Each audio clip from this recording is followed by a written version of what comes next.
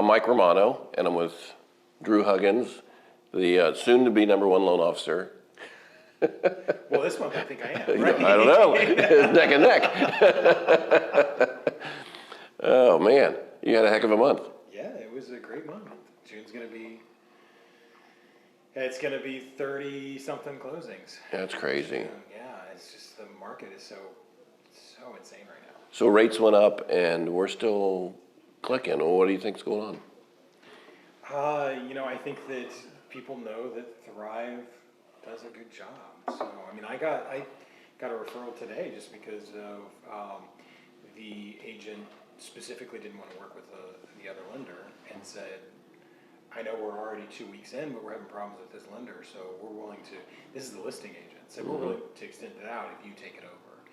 And so I just talked to the client before I came in here, and they're going to go with us because they know us. That feels good to hear that, doesn't it? It does, yeah.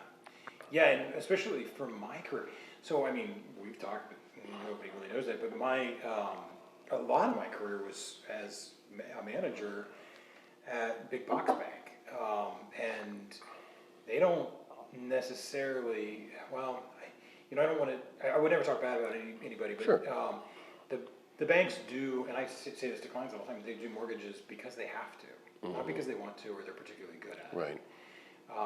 And so when that's all we do, we have to be good at it. Yeah, you're right. We don't have a choice. Right. We can't go running back to securities, checking, savings. Right. We don't have that. So. And it's nice to be at a company that has a culture that is so employee focused and customer focused. I mean, I think it's customer focused #1, but they also know that if they keep their employees happy, that's a huge thing. Great customer service comes from happy employees, and you end up with happy customers. And then the culture of the company is one thing, but the culture that you've built here is really the main reason why I'm here. And the main Cocktail culture. Cocktail culture, exactly. Yeah, but yeah, I mean that's a big part of it is having people that you really like to work with every day, and you come in and having a manager that you respect, which I haven't always had. Sure, I appreciate that. And it makes it easier to get things done. The mortgage business is a stressful business. I mean, those of us that are inside the mortgage business, people think, it's easy work, banker's hours, and boy, it's everything not that. Yeah, Well, exactly. at least if you're successful. I mean, Right. Sir, I'm sure certain loan officers aren't that stressed out, but you're closing 30 transactions. I think you pulled 60-something credit reports last month. It's a lot of people to remember. It's crazy. Yeah, so I was just looking at my the pre-approvals that I did last month.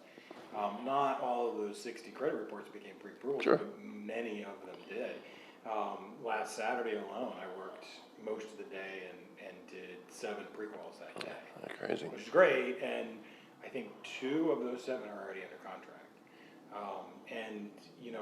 You just have to, in this world, in this market right now, you have to be responsive.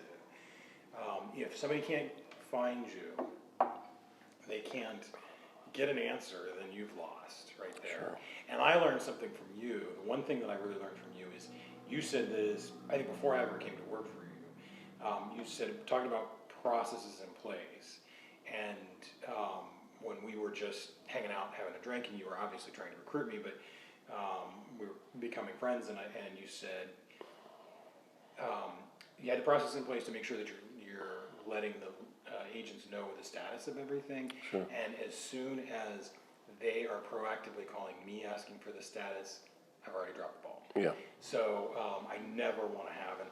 So I noticed that I got a little busy, and systems kind of went out the window for a couple of weeks when, Can happen, yeah. when Lisa Right. was out on medical leave. Right. And I wasn't calling, and so I started to get those calls from the agents saying, so what's the status of this one? And they named, it's a good friend of mine, agent, she named the name of the street, and I thought it was the first name of the client because it happened to be a woman's first name. Right. And I was like, you got me. I don't even know who that is. Oh, no. And she goes, it's for my mother-in-law.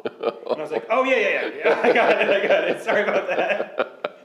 And she goes, no, you're totally good. But it was just like, that, Well, in the heat of the moment, and you do find realtors speak in property address language, and we speak in borrower last name language. So usually when they ask for an update, it's, what's the status of Evans Avenue or whatever, and it's easy to, yeah. yeah, and